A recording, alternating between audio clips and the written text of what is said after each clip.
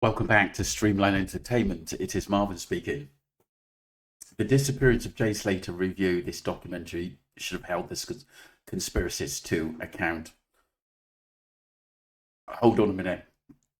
We were the ones that listened to MWT in the tabloids that came out and said there's more to this case and that it possibly could have been rug related.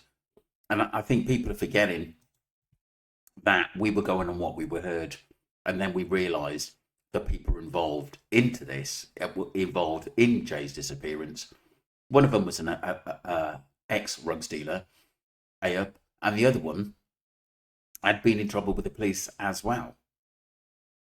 So what are we supposed to think?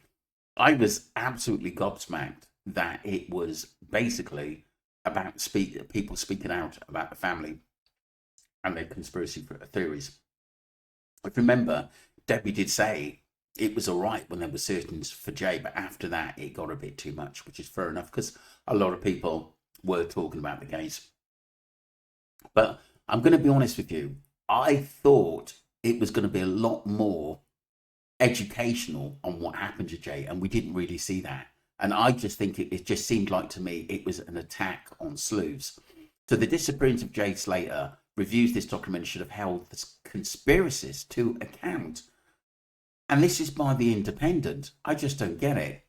The disappearance of Jay Slater, a documentary very much made the classic true crime format, is the moving story of what turned out to be a terrible, tragic death, but one that leaves us with unresolved questions. I agree with that regarding the program itself, namely, why did Channel 4 ever make it when, as the show demonstrates, the disappearance of Slater has nothing to do with any crime, was so recent as to still fresh in the minds and is not a mystery anyway. Well said. The plain fact about Slater's are just that, but the producer take their time, build the tension and raise doubts, even as they are recounting them, despite knowing how that this is a bit bogus. The 19-year-old apprentice bricklayer from Lancashire was on holiday in Tenerife, his first holiday on his own, albeit he had some friends with him from old home videos and interviews with his mum, dad, brother and friends. We see just what a sweet boy he was. Inquisitive, maybe a little too trusting, but never seriously involved in crime.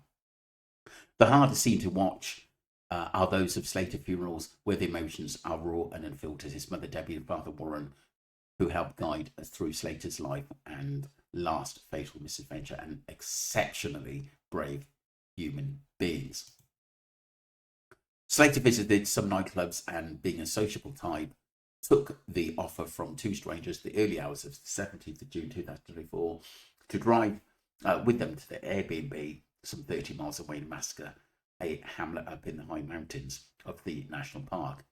He had consumed alcohol plus some cocaine and MDMA before his death. In the documentary, phone messages, call snatches of CCTV footage, social media posts and witness evidence, all examined by the Spanish and British authorities, detailed his whereabouts and conditions with precision. His movement in and out of various nightclubs are timed, and it's obvious that he was intoxicated.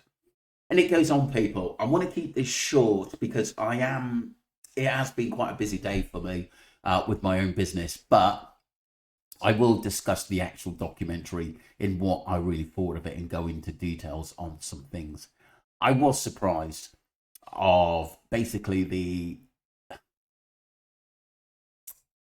disregard of the YouTubers and TikTokers that were involved in this case. Not all of them were appreciated. I must admit that at the end of the day, there were some nasty people that said some bad things on TikTok and YouTube about the family.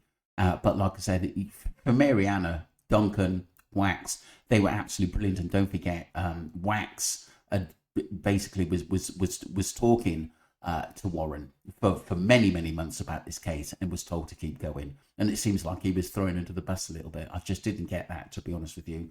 But that's something I'll discuss later.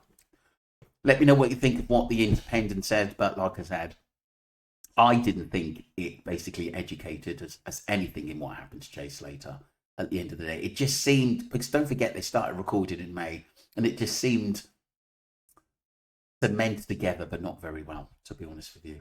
That's my thoughts anyway. But like I said, I will do some videos later and see what everyone else is saying as well. I've got a lot of catching up to do, people, but I will catch up and put videos out there on my thoughts, but in depth. Thank you. Take care. Don't forget to subscribe to Streamline Entertainment and follow the channel. Thank you.